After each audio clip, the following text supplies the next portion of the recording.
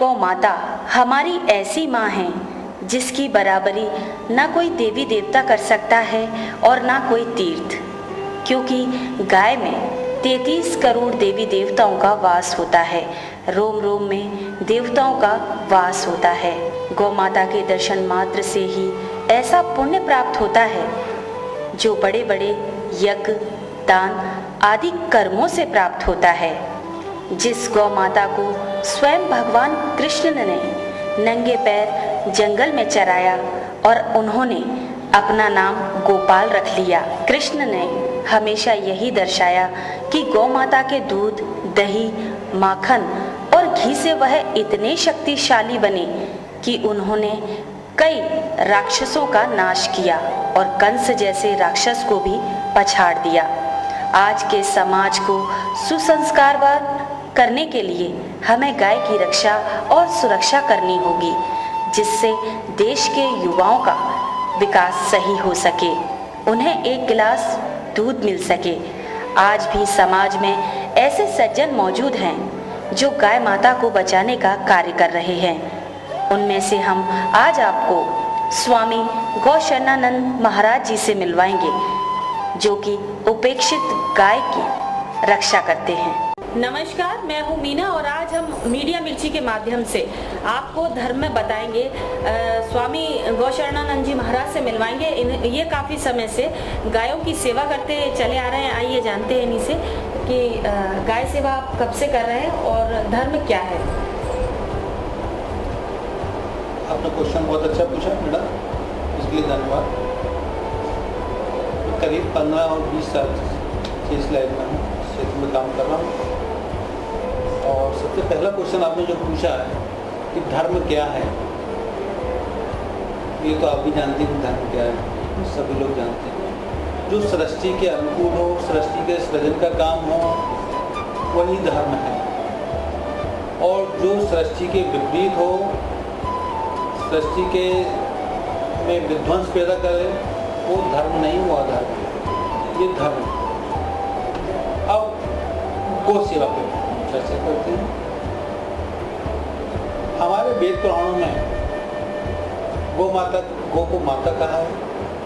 गावो विश्वस्य मातरः, गौ माता विश्व की माता है। हमारे वेद पुराणों में यूं ही नहीं कहा है कि गावो विश्वस्य मातरः। उसमें ऐसे तत्व हैं जो हमारे मानव कल्याण के लिए, हमारे प्रकृति संतुलन के लिए, हमारे अध्यात्म के लिए सर्वोपरि है। उसका कोई निदान नहीं है, उसका कोई, हर चीज का सब्स्टिट्यूट है, पर गौ का कोई सब्स्टिट्यूट नहीं। गाय को जिस रूप में आप देखो, उस रूप में आपको उसके दर्शन होंगे। जब हम माँ के रूप में देखेंगे तो उसके चेहरे पे एक ममत्व भाव नजर आता है। आपने देखा होगा पुरानी पिक्चरों में कि जब हमको वात्सल्य प्रेम दिखाना होता है तो हम पिक्चर में दिखाते हैं कि गाय बछड़े को दूध पिला रही है। उससे इंडिकेशन हो जाता था कि ये वात्सल्य भाव आ गया है। एक बात। दूसरी बात ये आ जाती है कि गाय जो है वो मानव कल्याण के लिए बनी है और विश्व कल्याण के लिए बनी है। मानव कल्याण के लिए कैसे बनी है? मानव कल्याण के लिए वो एक तो स्वास्थ्यवर्धक है, उसके दूध, दही, घी और पंचगव्य से व्यक्ति निरोगी रहता है।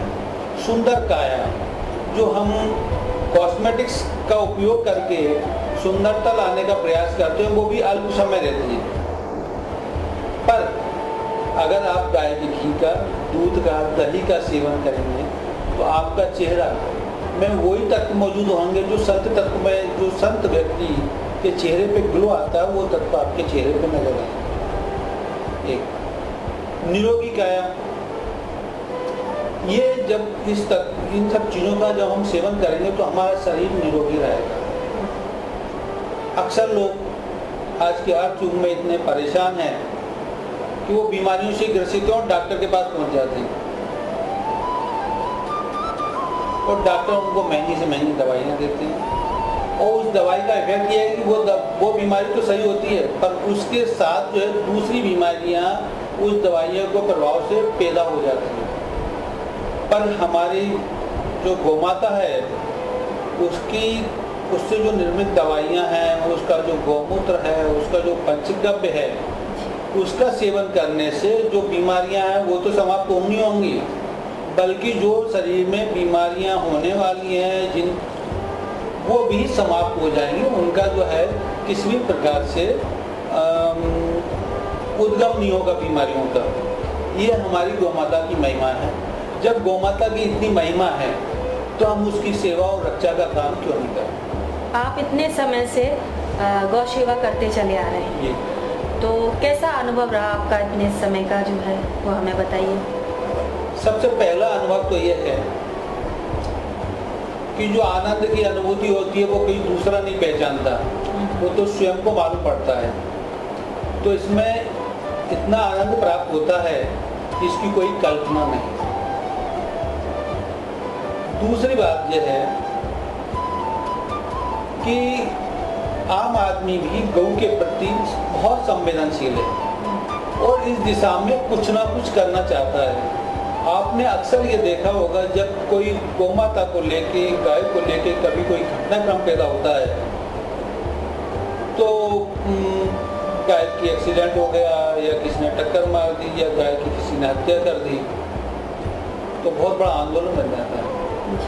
और जो सनातनी हमारा रिश्ता है गाय से और जो हिंदू लोग हैं वो इस पर सब कुछ करने को तैयार हैं। तो गौमाता हो सकती है कि 2 मिनट में शांति और 2 मिनट में क्रांति पैदा कर देती। जब इतनी शक्तिशाली है तो फिर उसकी कल्पना तो बड़ी बात है। अब यहाँ ये स्थिति आती है कि गौमाता के 2 रूप है। जो भारतीय और देशी गौवंश है वो वही सही गौमाता है। कुछ लोग जर्सी गौमाता, जर्सी को भी गौमाता कहते हैं, पर वो गौमाता नहीं है। हमारा भारतीय गौवंश जो है वो देशी गौवंश है, वही गौमाता है।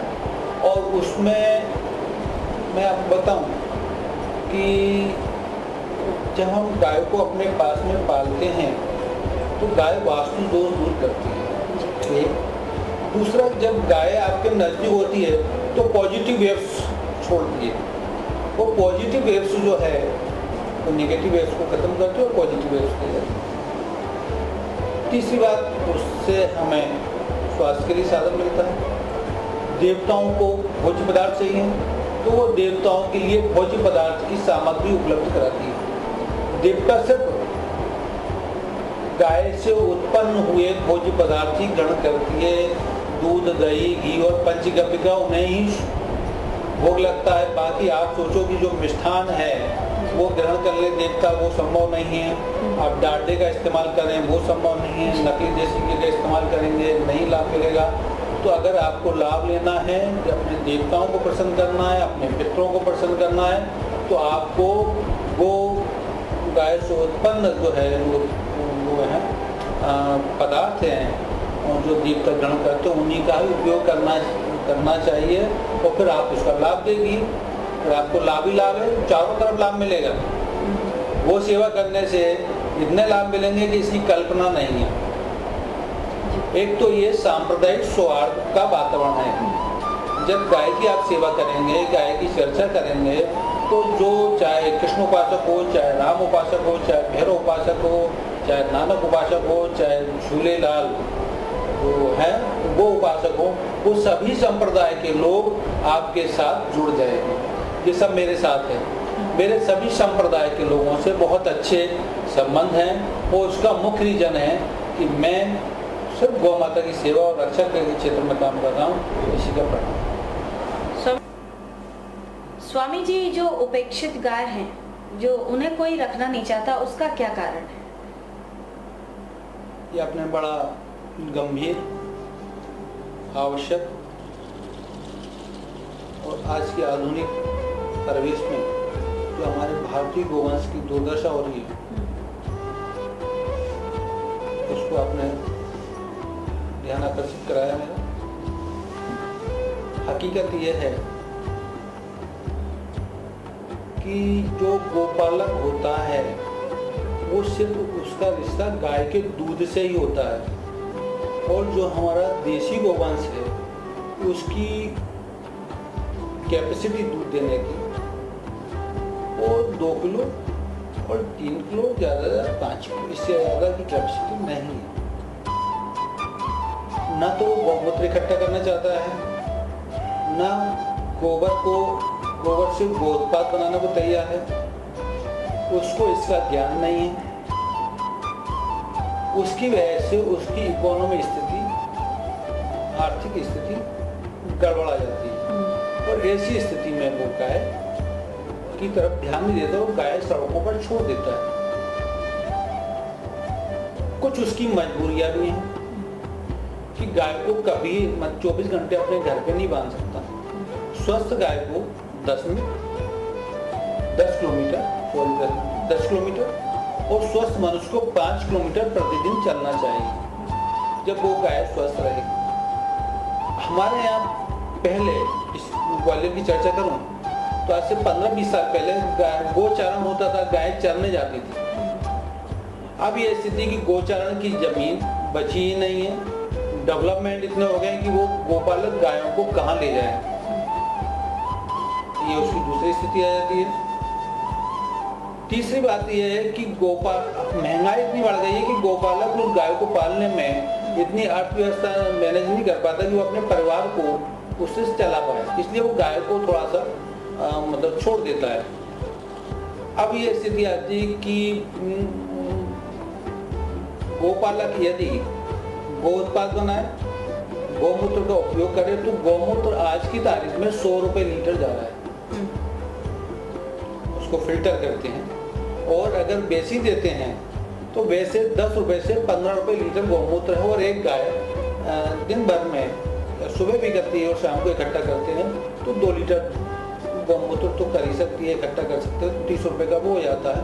और जो गोबर करती है उसके वो कंडे बनाए, आगने बनाए, और उसको जो हवन सामग्री में काम आते हैं उससे भी वो काफ़ी लाभ अर्जित कर सकता है।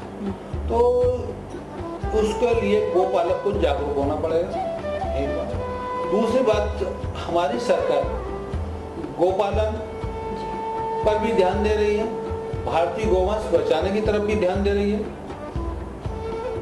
पर वो लाभ प्रॉपर पहुंचे उस गोपालक तक, ये बहुत जरूरी हो गया है।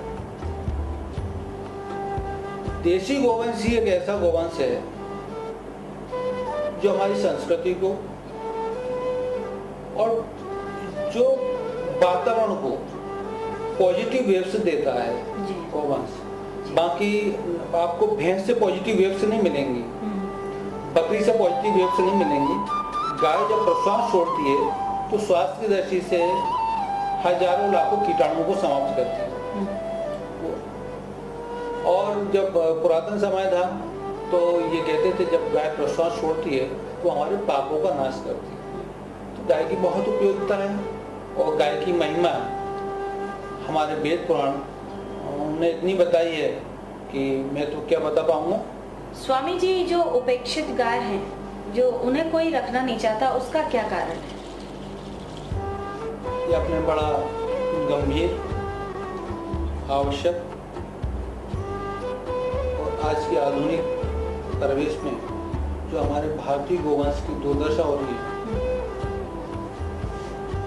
उसको। फिलहाल वक्त हो चला एक छोटे से ब्रेक का। ब्रेक के बाद हम स्वामी जी से चर्चा में बराबर बने रहेंगे। तब तक देखते रहिए मीडिया मिर्ची।